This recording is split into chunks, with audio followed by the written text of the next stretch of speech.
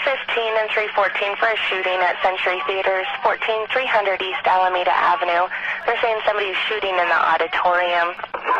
Copy. All available units respond to the theater. I'll be on the east side. Somebody is still shooting inside theater number 9 for an employee. East side. I need officers on the east side to block it. It was actually about 12:30, and we heard sirens. And it's not unusual for us to hear a few sirens because we live on this main thoroughfare, but they didn't stop. Literally within about a 45-second period, over 20 emergency vehicles passed by heading towards the restaurant because we live, within 2 minutes from the restaurant. So at that time, I immediately called my manager. And so we were actually in the parking lot, come to find out, and everything was happening in the theater and had no idea what was going on.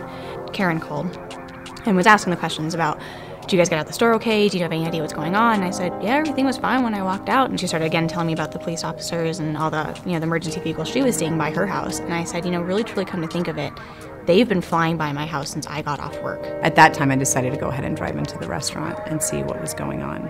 I told my son at the time, I think the only thing that would pull police from this far is there's been a mass shooting. There was still access into the mall and everything because I think they were still sorting through things. I mean, it had happened maybe about 15 or 20 minutes prior to us getting there.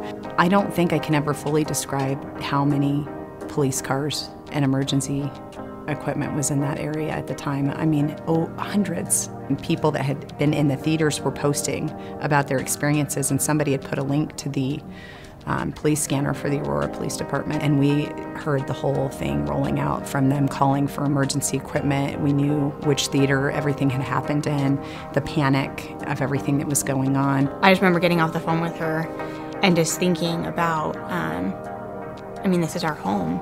And, those officers that are responding have, I've served them for the last 9 years. About 2 or 2:15, we made the decision that we wanted to come in and feed the officers. The officer that was guarding our entrance has been one of my regulars literally for the last 6 years. I've seen him once a week for the last 6 years. And he said, "What are you doing here?" And I was like, "We're here to feed you, man. Like, we are here for you guys." I'm sure you guys are hungry and tired, and we just really want to be able to go, and we're not planning on opening for business, but we're just here really for you guys, because I'm sure at this point you guys are probably exhausted. And within just a few minutes of us literally turning on the lights, we had police officers coming in and thanking us and using the restroom, and they felt like it was kind of the calm. We were the calm area in the storm that was literally within walking distance from where we were at. I've never seen a police officer cry before. I mean, they were coming in and you could just see it on their face. And I asked one, I said, "Are you doing okay?" And he broke down. I mean, he said, in all my 30 years as a police officer, I've never seen anything like this. And he said, I just can't fully explain what's going on over there. And it was really, they saw things that I think all of us hope that we never see. I mean, he said it was like a war zone over there. And talking to a firefighter, even a day later, he's been with the fire department, again, over 30 years. And he said, I was not prepared to handle anything like this.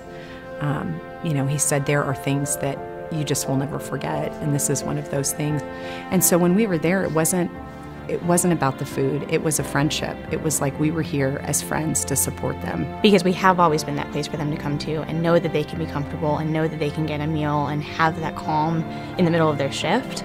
So to know that we still had the same tools to be able to do that for them that day, I'm very thankful and proud, I guess, to a degree, to be able to have done that for them.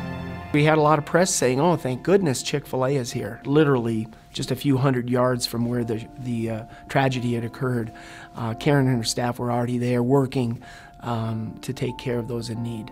I think that's one thing that I've always loved and appreciated about Chick-fil-A is, I love what I do, but I also love what it gives me the ability to do, and that's to really help people through food. We could duplicate companies like Chick-fil-A in our community, we'd benefit across the United States. It made me very proud of my team, proud that they were engaged, proud that they were excited to be there despite the stress. That's just the setting that we have in our store is that, we're here, this is the right thing to do, and everyone jumped in and put their hands in the right place. Knowing that I could lean on Lindsay and that she would take care of things, she gave me the ability to be on the phone and do what I needed to do at the time. I was so thankful that my operator that day was Karen. It was truly amazing to see her strength and know that people could call her from corporate, from other operators to family, and pull on her, and she was able to keep doing what she was doing as far as keeping us all moving and doing the right thing and making food, and yet at the same time being that operator role was truly inspiring. Chick-fil-A is an amazing company as it is anyway, but that day I guess I learned that, you know, people were tied not just by a company, but we're tied by friendships and hearts and true care and concern for each other.